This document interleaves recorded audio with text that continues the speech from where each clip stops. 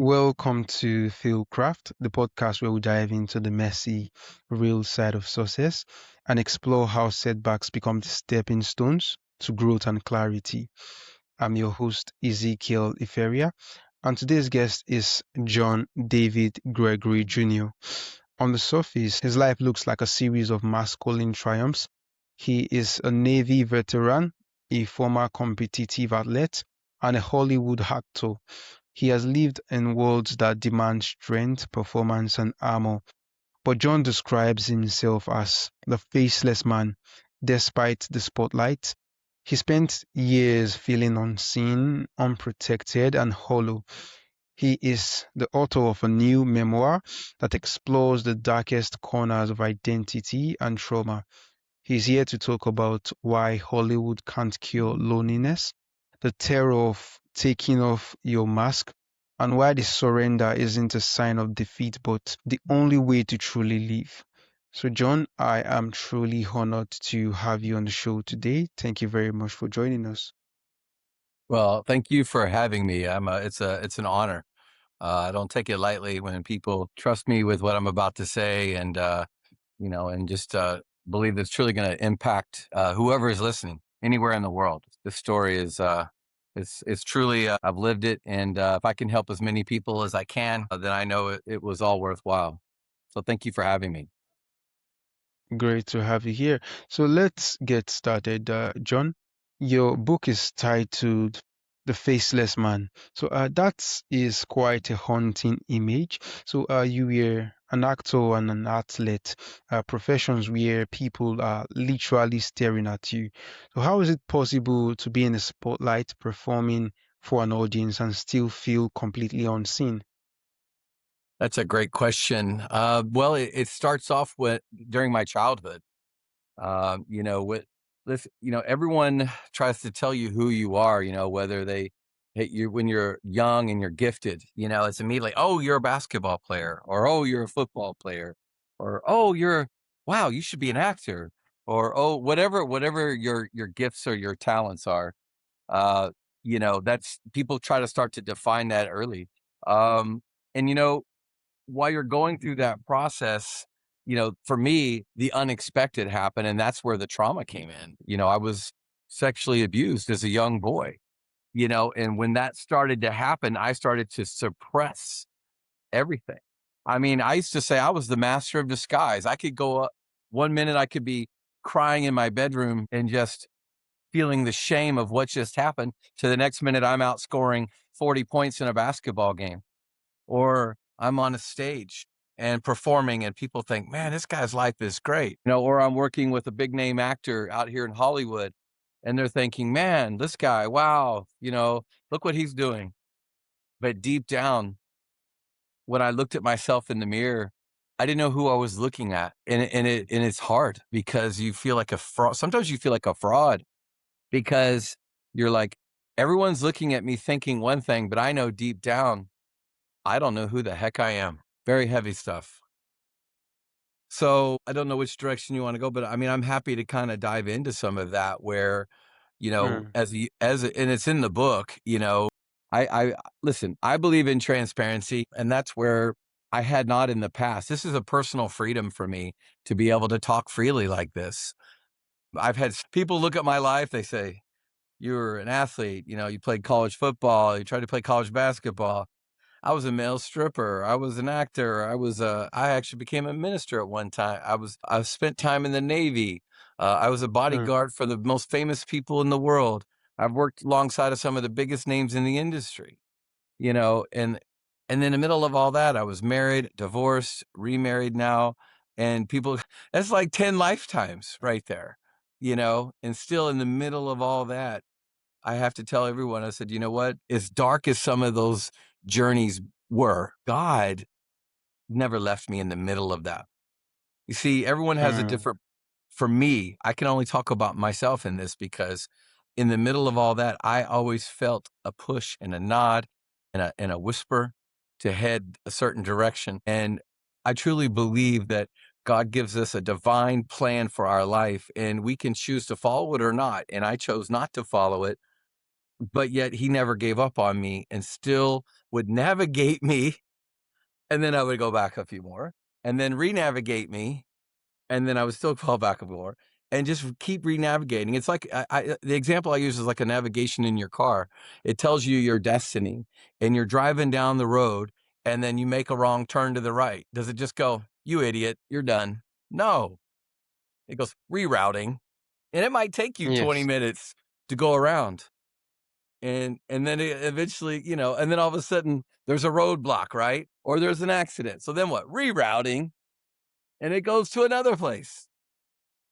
And then Yeah. our life is just like that. Here we are here, God's plan. Here we go. And we start to head towards it. And life hits us, Mm. trauma, abuse, addiction, all the things that come to keep us from getting here.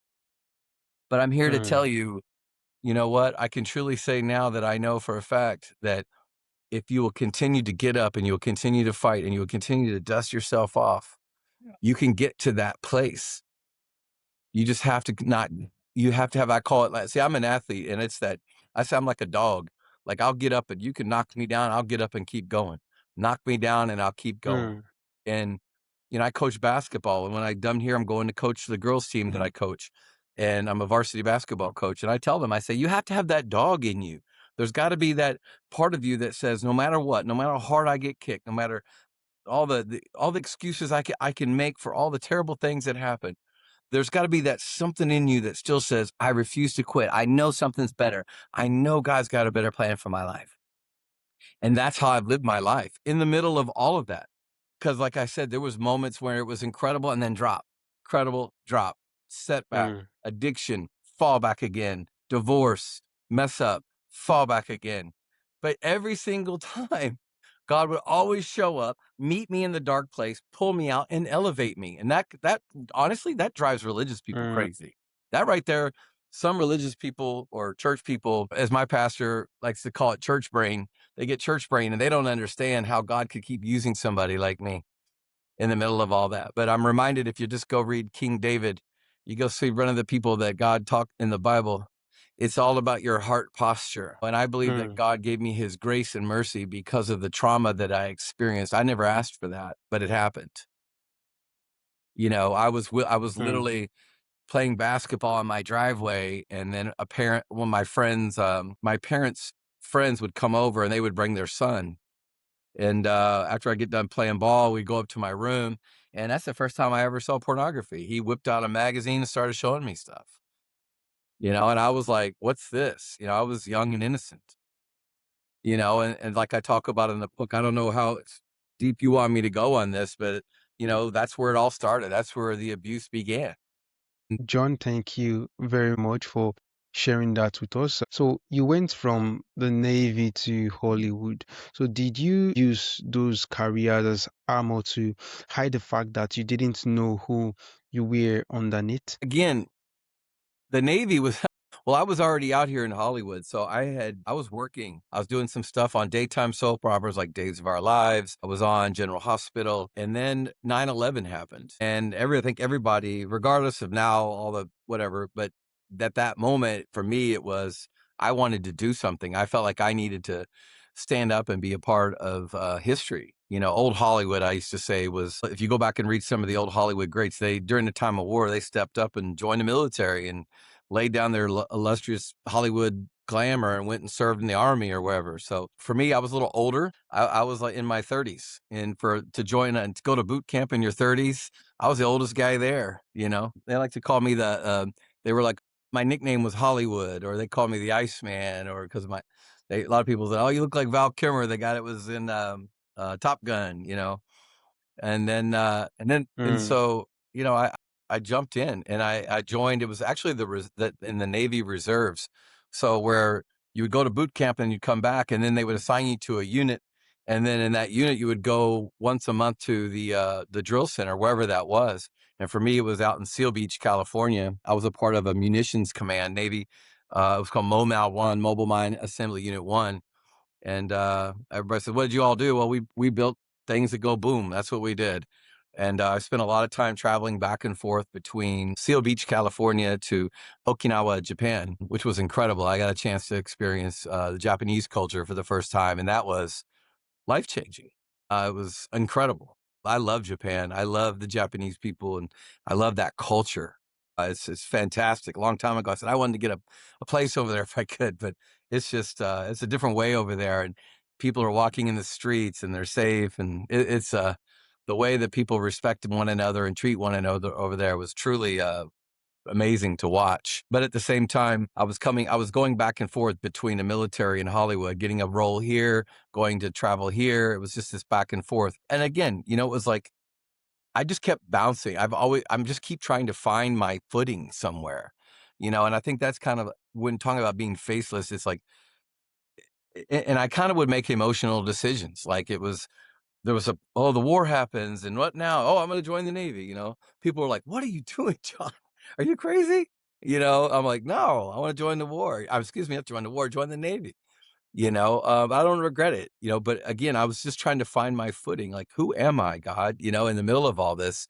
And I was married at the time, my first wife, and we had just had our children and everything. And I was starting to get more involved in some of the church activities. Even my pastor at the time, back then was like, "You're out of the will of God. You're doing this out of emotions. You shouldn't be joining the Navy, or what are you doing? This isn't." But you know what? It was for me, it was, I still think, regardless, was it God's plan? Was it not God's plan? I found, you know, myself in the middle of all that and being able to, I spent time with people that are, to this day, I'm friends with for life. That are some of the most incredible people I ever spent a time with, that I know if I was in a time of need, I could call them and they would pick up the phone and they'd be there for me. Coming Mm. back to Hollywood after all that, I was dancing back and forth because I was in the Navy for 9 years. And so I was, one minute I was on a set of a Hollywood set, next minute I'm, traveling to Japan, just juggling back and forth. So again, it's just, you can see all the different hats I would wear through my life, again, still trying to figure out, exactly who in the heck that I really am. All right, all right. So, John, in the military and sports, the word surrender can be quite a dirty word. It kind of means you lost. But you argue that surrendering to God was your hmm victory. So, what was the specific rock bottom moment that forced you to finally wave the white flag of surrender? I was, well, we're gonna rewind it. Basically, like I said, we're gonna go back a little bit. So I was in a season back in the late '90s of just running and gunning. I was a male stripper. I would get called out to do private parties for men and women, drugs, alcohol. It was off. I was just so spiraling down, and it was, some people could judge me for that, but during that time, I was so lost because I had been suppressing all this abuse that I had endured early on. And my responses to that were getting involved in industry, like being a male dancer, to just quiet the noise. I was sharing this with someone last night. I was like, being around all the, whether it be men, women, the drugs, alcohol, be getting just attention from them was a way for me to just quiet the noise of my head. And even though I knew it was wrong, um, and it was just it was like a spider web that you couldn't get out of, until one day I was in my apartment and I had a little bit baggie of drugs, of crystal meth, that this casting director had given me, and he had done some terrible things to me, and I was tired of being around him, and I actually took it, and I'd had it hidden away in my own place, and I was so depressed and everything was going on, I couldn't get out of it. I just decided to do the whole bag.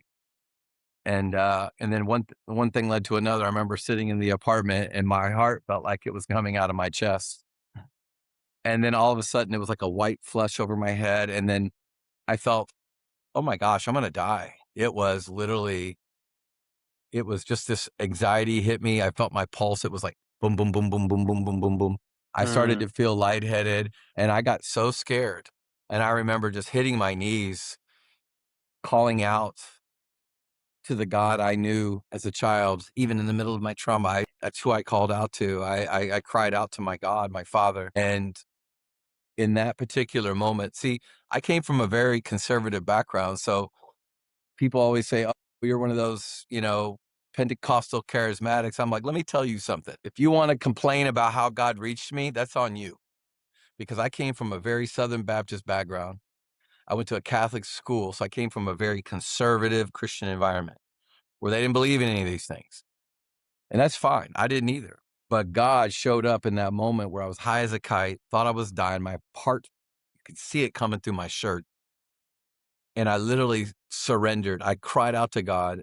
I don't even know what I know whether it was verbal or it was in my heart. He heard me because at that particular moment, I felt like somebody took some like hot oil and poured it over my head and I could feel it. And then, like a blow dryer, like a hot blow dryer that was hitting me at the same time. So oil, hot air coming down. I'm sitting there. And in the middle of it, I felt this peace that I've never felt before in my life. And I remember thinking, this must be death. This is it. So I had surrendered to it and just was ready to go. And then before you know it, I don't know how much time had elapsed, maybe 2, 3 hours. I don't know. Maybe I passed out. I don't remember. But I remember getting up and then looking, feeling myself, my God, my ear, and I ran to the bathroom and I splashed water on my face. And then I reached out and felt my pulse, normal. And then then I had this creepy moment, man, where I thought, oh my God, am I dead? I'm like out of my body or something. So I ran back into the bedroom to see if, was there anybody laying on the floor and I'm out of my body? No, me was, me, completely sobered. And if anyone knows anything about the nasty drug of crystal meth, that stuff does not leave your body like that quick. So I knew at that moment that God had touched my life. And I explain this in the book because that's, people can read that there to see the rest of that story because a friend of mine actually called me ironically at that moment. And next thing you know, he got me out of there. And I spent a summer in Carson City, Nevada, where I experienced God like in the most amazing way, a tiny little church. But, yeah, that was the surrender flag that went up for the first time, but not the last, but definitely not the last because I've struggled my whole life to make sure I can keep going that direction. So it's tough, man, when you've been rejected so many times by different people, places, and things, and it's a tough road. And you have to have a strong foundation. You have to have people around you, good people. If I had to do it all over again, I would have good, strong people around me of faith because it's a tough journey if you don't have that, strong foundation. John. So for you, after shedding the armor and finding your true identity, what does being successful truly mean to you right now? What true success means to me right now is finding my purpose in God and what his plan is for my life. You see so many people just say, oh, I got to raise my hand in church and I accept Jesus. And then now I'm just going to go to work, pay my bills, have a family, have a dog, cat, whatever, and then get old, die, go be with the Lord. Hallelujah. That's great if that's what you want to do. But for me, there's a burn inside of me that's a fire that's not, as I say, I'm a person of fire. And anyone I come in contact with feels that. It feels that energy coming at you because my heart's desire is to help people know their divine purpose. And that's where I'm at right now. True success isn't the beautiful home I have and the lake I live on or any acting accolade or a movie that I'm trying to produce or no, it's saying I'm doing the will of God. I'm fulfilling my purpose and it's not all about me. I'm helping as many people as I can in that process, whether it be through helping them out of an addiction, whether it be through finding what their divine purpose is, whether it be for just coming to the saving knowledge of God, of Christ, whatever that is. But that to me is true success. And you know what? From that stems everything else. I don't pray for my success. I used to always pray, God, open up doors for me to be an actor, open up doors for me to produce, open up doors for me to da da da da.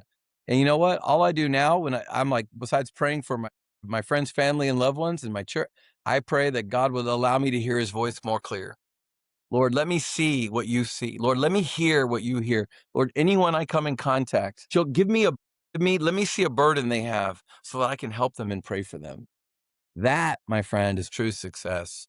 Being able to surrender to all the stuff everyone told me I was: actor, this, stripper, drug addict, this, even minister. No, I'm just a child of God with a purpose and calling now to even still doing these things, but that doesn't define me anymore.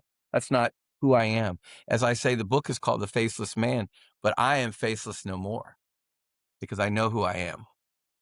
All right, all right. That is truly, truly inspiring, John.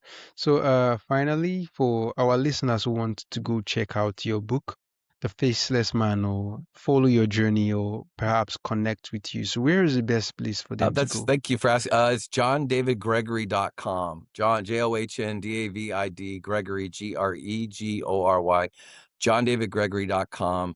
Well, I just started to work on this side. It has the book, the ebook, the paperback, and the hardback. I'm actually launching it on the 1st of March. We're in pre-sales right now. It's what the publisher wanted to do, and I actually am gonna. All my social media handles are on there.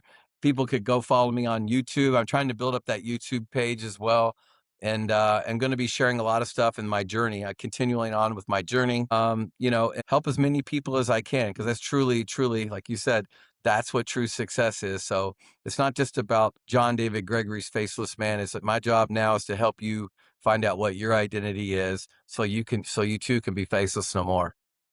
All right. Thank you very much for sharing that with us, John. And thank you once again for taking the time to show up and share such inspiring stories with us on this podcast. And indeed, it's been a very valuable and helpful conversation with you. And I am very excited and honored to have you on the show today. Thank you. It's an honor, sir.